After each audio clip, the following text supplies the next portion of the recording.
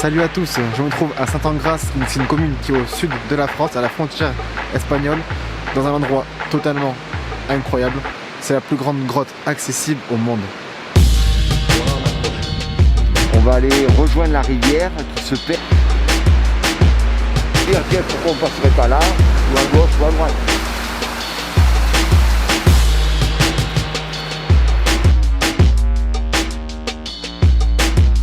Donc je suis avec Jean-François Godard. Bonjour Jean-François. Bonjour. Qui sera notre guide durant cette visite et qui est le directeur de l'Averna. Alors est-ce que tu pourrais nous expliquer où on est et qu'est-ce qu'il y a derrière cette porte? Alors ici on est à l'entrée du tunnel, on appelle communément le tunnel EDF, qui est en fait la voie royale pour les spéléologues pour rejoindre de façon horizontale le réseau, le gouffre de la Pierre Saint-Martin.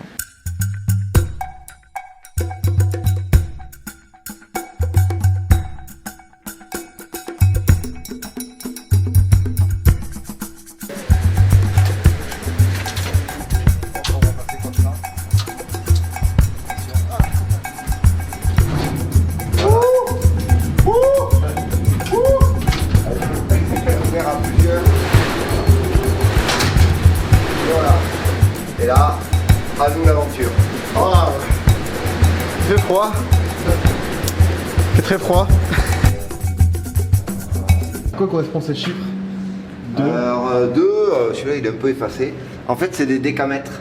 Voilà, c'est la distance qu'on a parcourue depuis l'entrée. Donc décamètre, 1 décamètre égale 10 mètres, donc on a fait 20 mètres. Voilà, donc on va trouver sur notre parcours 66 chiffres, 66 petites plaques comme ça, qui vont nous permettre d'atteindre la salle. Donc il y a 660 mètres de long pour arriver à l'Averna.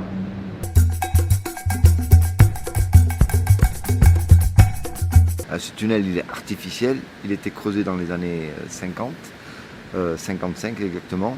Le tunnel a été creusé pour en fait essayer de capter l'eau de la rivière du gouffre de la Pierre Saint-Martin.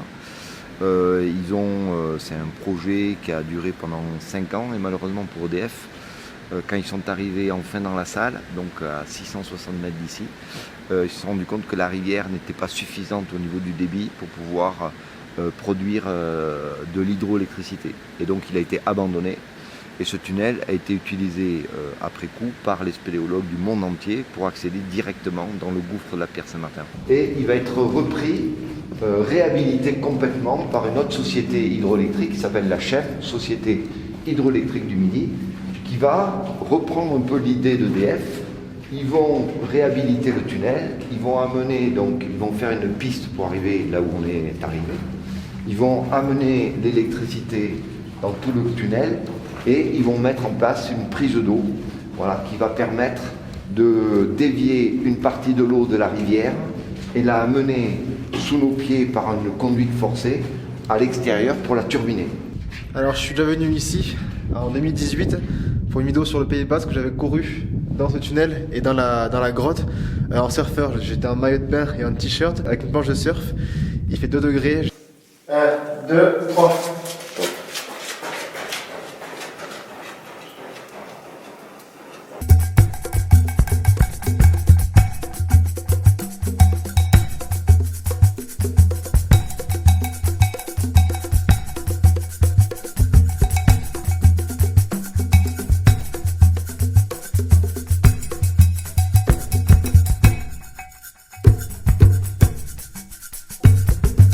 En spéléo d'exploration, la rivière c'est le fil conducteur. S'il n'y avait pas de rivière, on pourrait se dire tiens, pourquoi on ne passerait pas là, ou à gauche ou à droite. Là, on suit la rivière. Donc cette rivière elle prend naissance au pic d'Anic à 15 km d'ici. Oui, ils étaient partis le matin à 6 h du matin de la base du gouffre. Le plus dur c'était de descendre un après l'autre les 333 mètres de verticale. Et une fois que l'équipe, les 5, étaient réunis en bas, ils sont partis le lendemain matin à 6 h et vers 18 h ils étaient là.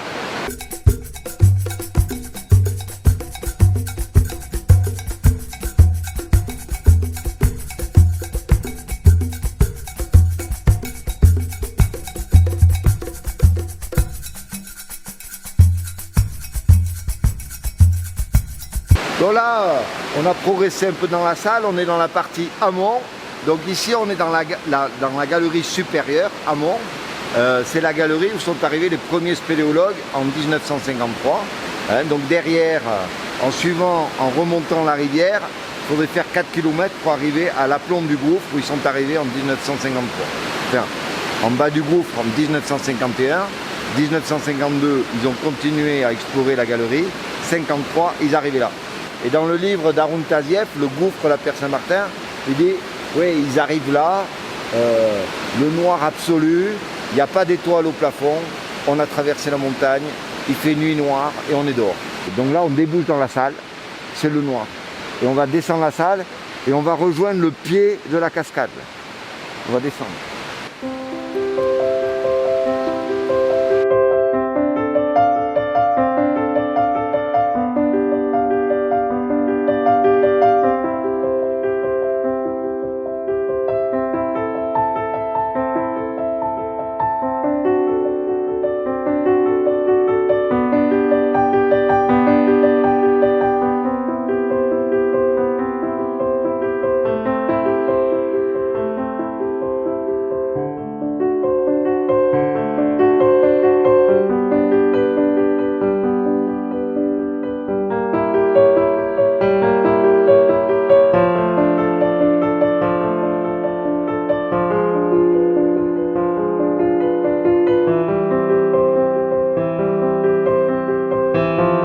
Aujourd'hui, on est dans c'est le 9e plus grand volume souterrain au monde ici.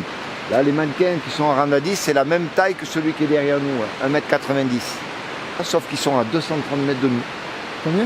230 mètres. Wow. Et la galerie, que l'on devine, elle fait 25 mètres de large, 20 mètres de haut. Mais on est toutes dans la démesure ici. La hauteur, on voit tout à fait au fond, je ne sais pas si tu arrives à les filmer, il y a 2 petits mannequins rouges tout à fait au fond. Là, ça matérialise l'endroit où les premiers spéléologues sont arrivés en 1953. Voilà. Donc du fond de la salle au plus haut de la voûte, il y a 193 mètres. 193 mètres. Ouais, 250 mètres de diamètre. On dit que c'est la plus grande salle au monde en volume, aménagée et accessible à tous. C'est-à-dire que là où nous sommes, une personne peut venir avec un fauteuil. C'est pas mal quand même. Donc ici, en théorie, on pourrait mettre 10 Notre-Dame de Paris. En pratique, mécaniquement, physiquement, on pourra en mettre 2 l'une sur l'autre et 3 alignés. Quoi? Dites-moi pas que c'est pas vrai!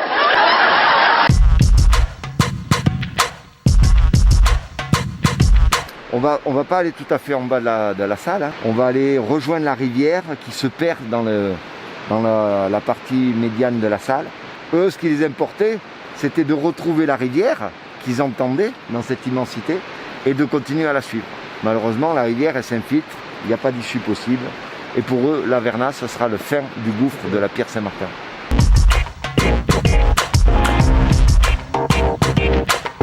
Est-ce que tu pourrais parler un petit peu de ton parcours en quelques mots? Pourquoi la théologie? Comment ça t'est venu? Je ne dis pas que je suis tombé dedans quand j'étais petit, mais j'avais mon voisin qui était, son frère était spéléologue, et donc il nous a amenés. Je faisais d'autres activités de pleine nature, et la spéléo, ça m'a plus attiré que les autres. J'ai fait ça passionnément, et puis le hasard a fait que j'aimais bien transmettre ma passion aux autres. Mais du coup, j'ai passé des diplômes et puis je suis devenu professionnel. Après, je me suis occupé beaucoup de la spéléologie au niveau des clubs par le biais de la Fédération de spéléologie des Pyrénées-Atlantiques, parce que j'étais permanent pendant 20 ans. Et au bout de ces 20 ans, le hasard a fait que j'ai rencontré les maires des communes qui avaient le projet d'aménager la grotte de l'Averna. Et du coup, je suis devenu après directeur de l'Averna. Et je pense que ma carrière de spéléo se terminera à l'Averna, parce que je suis un vieux spéléo maintenant. Regarde ça ici. Hop là. Ah, c'est pas évident de filmer et d'interviewer. Et ça. Hop, c'est la patinoire ici.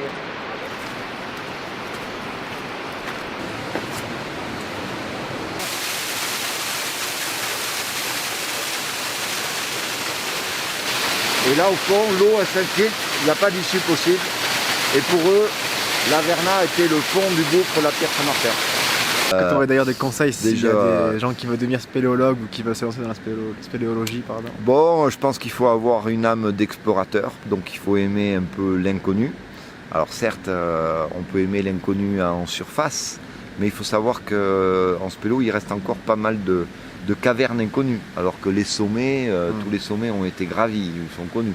Des fois, quand j'amène des jeunes ou des moins jeunes dans la grotte d'Averna, ils n'ont jamais fait de spéléo, et je sens qu'ils sont open là, et ils ont envie de tout explorer. Je dis mais qu'est-ce que vous attendez pour vous inscrire dans un club et continuer quoi.